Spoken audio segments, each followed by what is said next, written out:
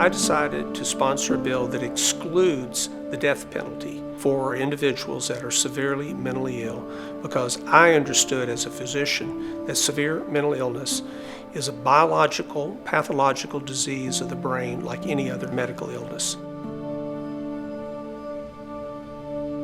Persons with severe mental illness don't have the true rational ability to form the decision-making that a person without the mental illness has. So by setting out in the law that a person with severe mental illness is not subject to the death penalty, you can still have responsibility for the crime, you can still have life without parole, but you don't give them that penalty that's reserved for the worst of the worst. With severe mental illness, their ability to think things through, control their impulses, weigh their options when they're deciding what course of action to take is impaired.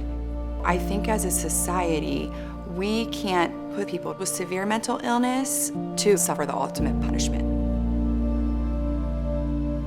We ought not to put to death people who are not as able to control themselves and their behavior because they've got a severe mental illness. It's just not right.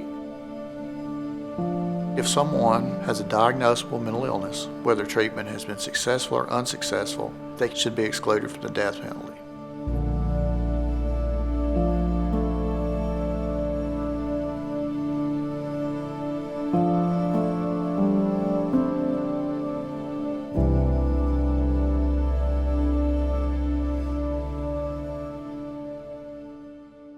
The Supreme Court ruled a number of years ago that people who have intellectual disabilities, and they called it mental retardation at the time, could not be put to death because they didn't understand what they did was wrong because of their disability. Likewise, several years later, the Supreme Court ruled that juveniles under the age of 18 and even children could not be put to death because of their youth and inexperience and immaturity, couldn't understand what they did.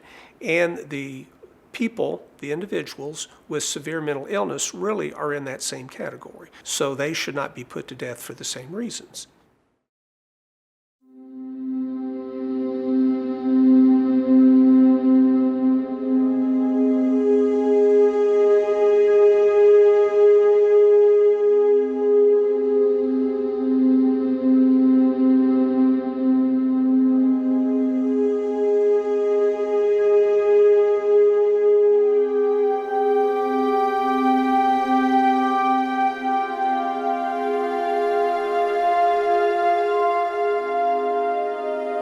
Regarding the insanity plea, so hard to show. You've got to show that you didn't understand the wrongfulness of your actions.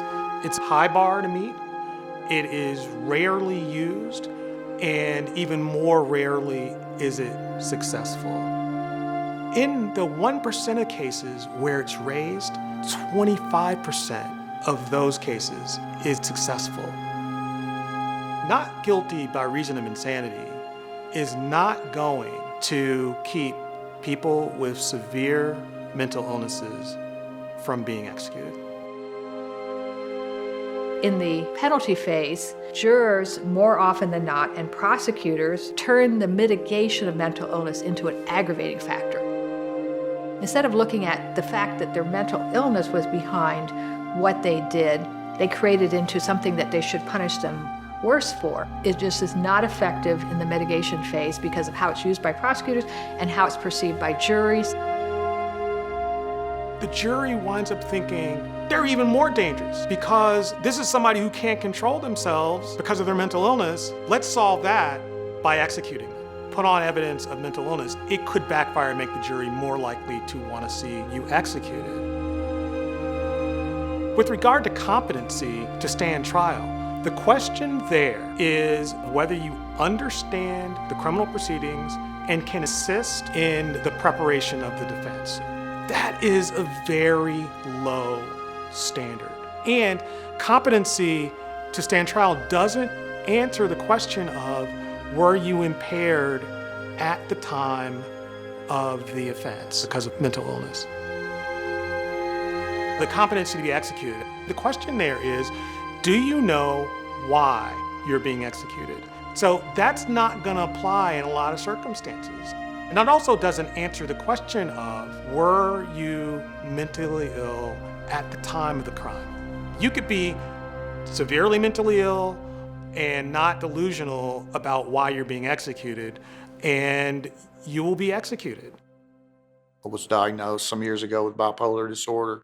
It's been a challenge. You know, there's a lot of folks out there like me that are living with a mental health condition. Often people think that individuals with mental illness are violent. That's not true.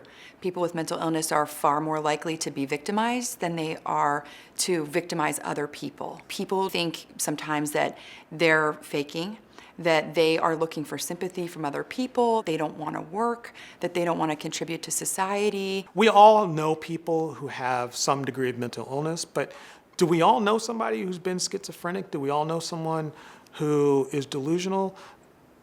Maybe not, right? And so not having that experience, that life experience, allows jurors and other people in the community to otherize people with severe mental illness.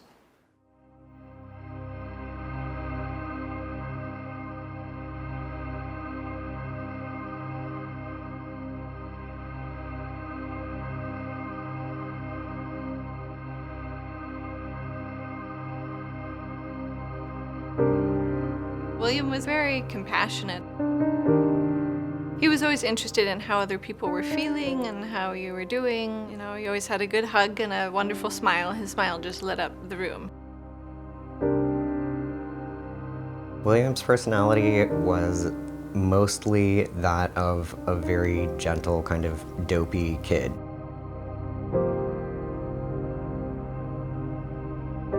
He was my friend. He was one of my best friends in high school, and I'll always remember him that way. He was involved with Amnesty International, a couple other groups that were concerned with people who were more marginalized, folks that were maybe misunderstood, and I think probably he felt a little bit that way himself.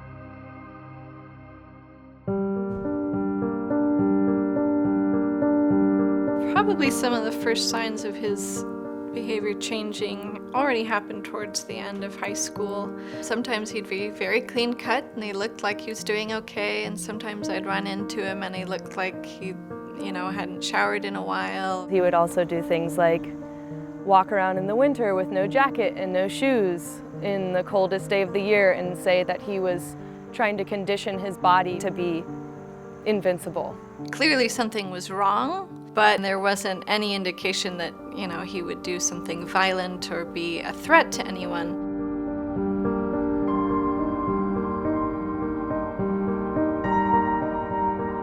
After William was arrested for the attempted armed robbery, I was shocked and kind of assumed that he had gotten roped into that somehow, that he was trying to help someone. And as we found out later, the guns were not even loaded, like it was ridiculous.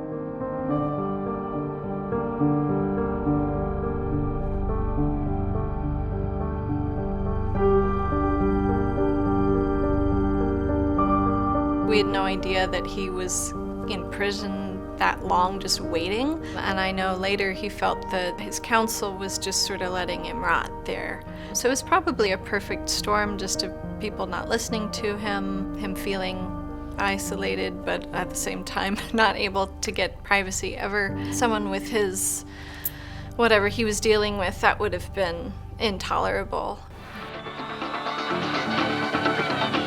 An escaped inmate, armed and dangerous, is still on the run. This is the man police are calling a killer, 24-year-old William Morva. Officer down.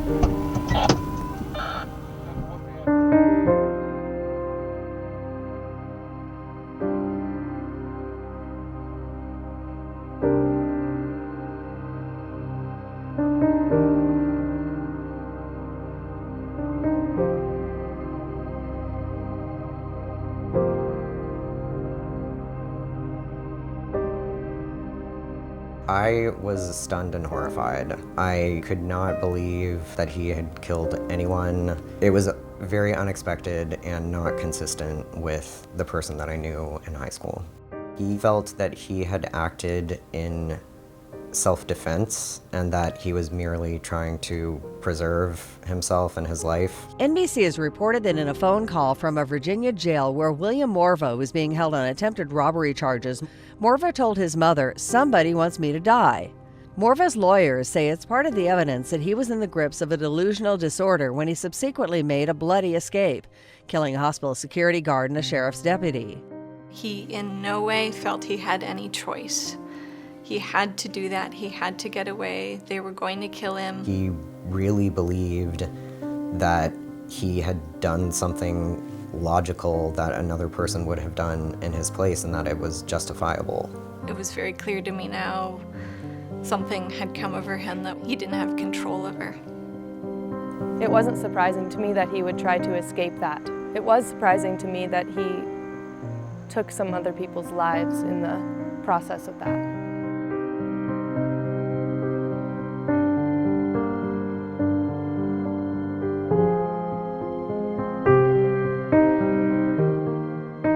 Severe mental illnesses are medical, pathological conditions of the brain. They're just like any other disease, like heart disease or diabetes or thyroid disease or cancer.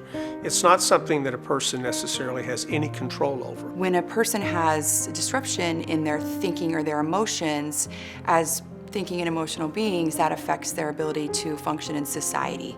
What makes a mental illness severe is the level at which that illness at that point in time is interfering with their daily functioning. And what people don't really understand is mental illness can flare up at any time and any moment. And sometimes people that are struggling are not able to make the rational decisions that they really need to make in their life. He was very aware that he had killed people. He wasn't under any delusion that this hadn't happened, but it was in his mind a necessity, a life or death situation, and he did what he had to do. People with mental illness, because it's so difficult for them to navigate the legal system, they take a longer time to get through every single stage of the criminal justice process. They're arrested more often than people without mental illness. They serve 30% longer. All of these statistics result in somebody who committed the exact same crime might serve 10 days. Somebody with a mental illness will serve 30 days. They have more behavioral problems, more symptoms. They end up in restraint and seclusion. It's very stressful, and the symptoms can increase. So many of these people with mental illness, the first time they actually get diagnosed and treated is they make the portal through the jail. And that's where somebody finally says, let's get you into treatment. The search for William Morva dominated the news in August of 2006. Stay indoors until authorities find William Charles Morva. The shootings caught the attention of the entire nation, with cable news channels reporting the story throughout the day. Finally, when the arrest was made, ending the manhunt, they broke in with the news. Let's listen to the local reporter on the scene. He has more details.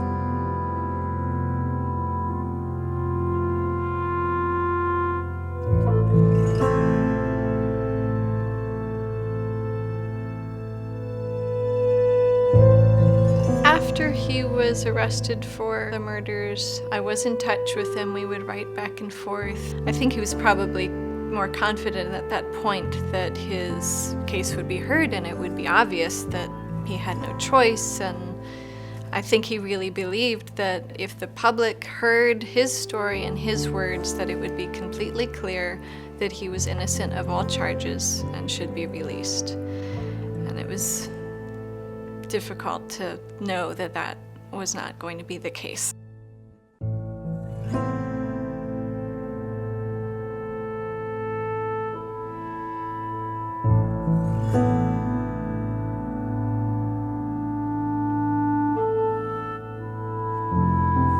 The jury, from what I could tell, was given almost no insight into William's mental health. There was not a complete picture. He was sort of painted as an eccentric person who didn't wear shoes and who had strange ideas and liked animals, and it was pretty weak.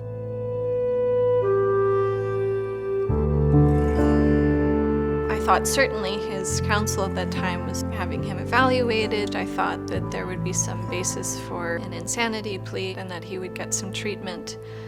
But I would find out later that wasn't happening. During the trial, character witnesses were only invited to be there the very last days and the days that we testified. The things that I was asked both on the stand and beforehand were very brief. They didn't seem to get to anything that could show William as someone who had changed, someone who had mental illness. It didn't get to the root of something really serious being wrong. I don't think William was aware really of how serious it was because I think he felt it was so obvious that he was innocent. He was aware that, yes, there were very serious charges against him, but I think he thought that given the right opportunity for the truth to come out, that he would be set free. Unfortunately, as the case went on, his own insistence on things worked against him.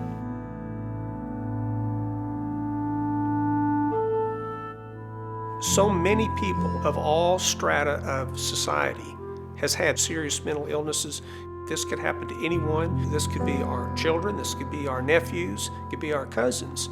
And when this happens, these people really don't have any control over their impulses, and they're unable to distinguish between fantasy and reality. And when they commit a very serious crime, they may need to be punished if they don't reach the standard of insanity, but they don't deserve the death penalty either. Now, I understand what most people saw about William who didn't know him. I mean, he looked like a monster. He shot someone who was unarmed and he attacked someone who was doing his job, but William didn't understand that he had another option. And so we don't do ourselves any great work of justice by executing someone who can't comprehend what they've done. Do we as a society want to spend our money pushing people through the legal system and putting them to death, or spend that money on treatment, research, trying to figure out how to better care for our vulnerable individuals, help people earlier, and even put that money towards helping families and helping victims? The American Bar Association showed that Tennessee has spent between $57 and $75 million since 1977 on the death penalty for seriously mentally ill people. And before we start on a very long, drawn-out process, let's say we're not going to put people to death that don't have the wherewithal to understand what they've done.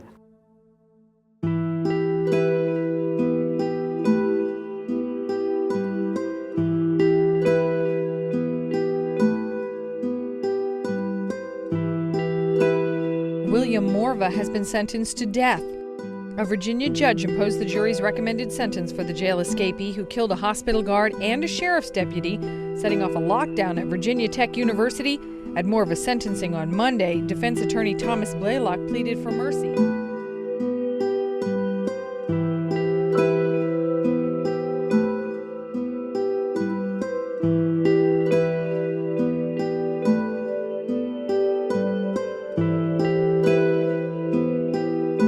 They came in and they read the verdict. William turned to us and said, you know, don't worry. He comforted us, which was a wonderful gift to us, but it was both selfless and strange at the same time.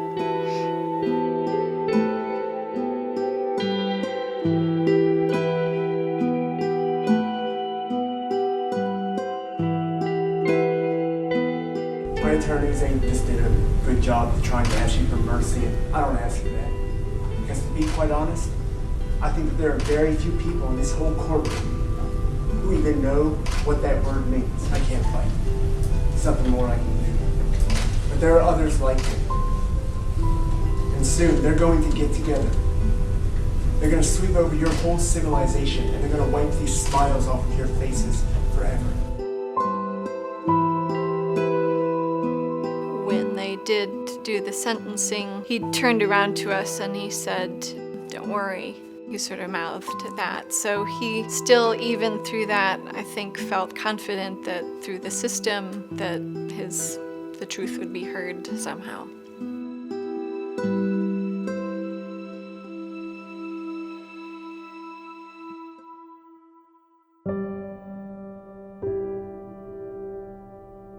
It's with great sorrow that I announce the death of Corporal Eric E. Sutphin of Montgomery County Sheriff's Office.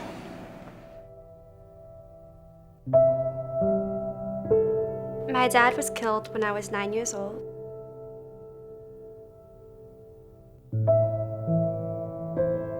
I remember the day entirely. We were just told that an inmate escaped from jail and that he killed my father on the Huckleberry Trail, which is somewhere we would go frequently. My dad loved to bike, so we would bike there all the time.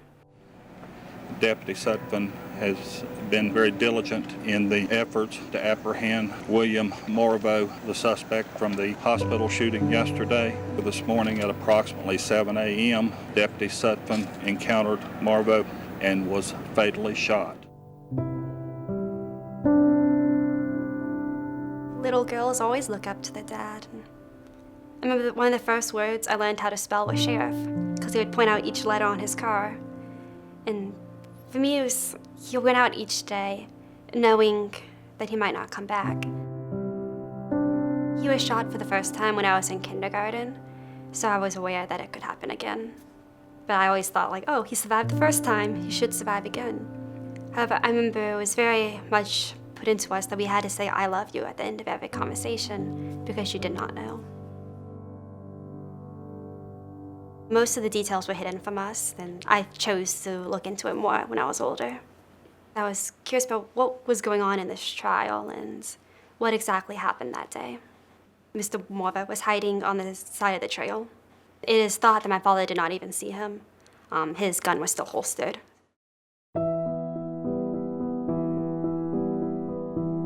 I suspected that William Morvo had some mental illness early on, and I wonder also the time in solitude confinement, if that did not make it worse, since the prison did not grant him any treatment. Later, I saw a few videos. The videos are hard for me because of his face. He seems so full of anger and fear. It is hard to see that in a person.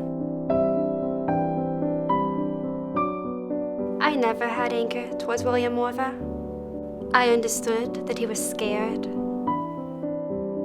I've seen the jail, and I understand why he would want to escape. I think largely I felt fear. I was afraid if he killed my father, what would stop him from killing me?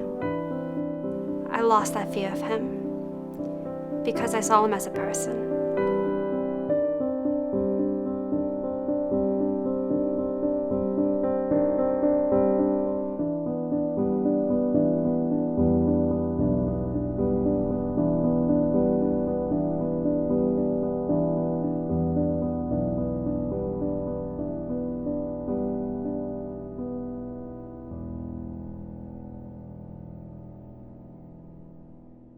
A man convicted of killing a Montgomery County Sheriff's corporal and a hospital security guard is now set to be executed. Judge today granted Attorney General Mark Herring's request to set William Morva's execution for July 6th. This follows the U.S. Supreme Court's refusal to hear his final appeal. Morva was in jail in the summer of 2006. Governor McAuliffe issued a statement this afternoon saying he will not spare William Morva's life. This comes after growing requests for clemency from his attorneys, advocacy groups, and even one of the victim's daughters. Many people argue Morva had a severe mental illness when the murders happened back in 2006. It's the hardest part of my job. I didn't sleep a wink last night thinking about this. Is a very, very, very tough decision. As governor, I got to enforce the law. I want to be consistent in every one of these that I have looked at to make sure I'm doing the exact same thing I did before, enforcing the law. In accordance with the order from the Circuit Court of Montgomery County, Virginia, the execution of William Charles Morva has been carried out in the manner prescribed by the laws of the Commonwealth of Virginia. Death was pronounced at 9:15 p.m. When asked whether he had any last words, Mr. Morva responded, no.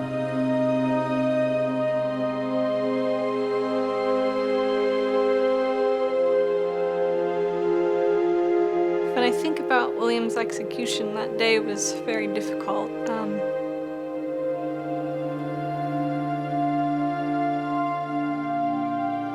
On the one hand, I was somewhat relieved that he's not having to suffer without treatment anymore, but at the same time, the whole point was that he would get treatment if he could be evaluated properly and have a trial again. I am glad he's not suffering, but I do miss him, and I feel like, though what he did was very serious, I do feel that the system really failed William and his family. I can't imagine anyone going through knowing the day and the minute that you were gonna die. I certainly can't imagine what he went through for years in solitary confinement, just getting, his mind getting worse and worse. He was shaking. He started gasping for air. His stomach came out and then contracted pretty dramatically. The execution of William Morva provided me with no solace. Instead, I saw it as another person dead. I was upset that the government wouldn't even reach out and speak to me to hear my point of view. And instead, they just went ahead with his execution. It was my dad. Shouldn't I have the choice?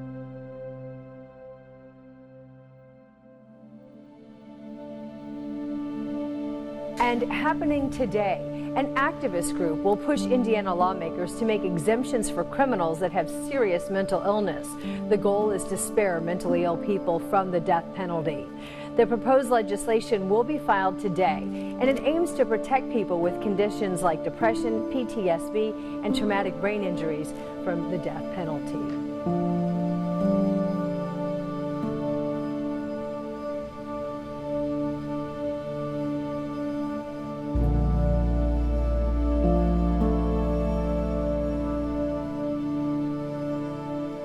I think the reason why we have a growing bipartisan movement to eliminate the death penalty for people with severe mental illness, it's because it's the right thing not to take someone's life for committing a crime when that person, at the time of that crime, was significantly impaired by severe mental illness.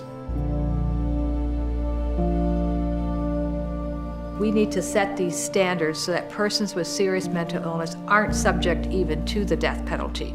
Take it off the books, just like you took off juveniles and persons with intellectual disabilities. I think this whole experience was a real eye-opener for me, just the way our system works, the way it doesn't work.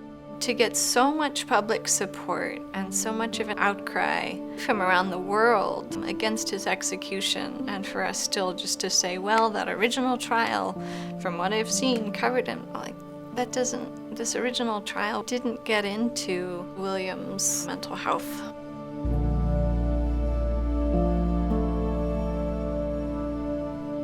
I believe by having a severe mental illness exemption for the death penalty, that families of the victims, of people like me, we would be able to have more support. My mother suddenly became a single mother of 2 twin girls. There was no child support either. And I would have appreciated more from the state instead of them killing a man and then thinking, oh, that'll make everything okay for my family.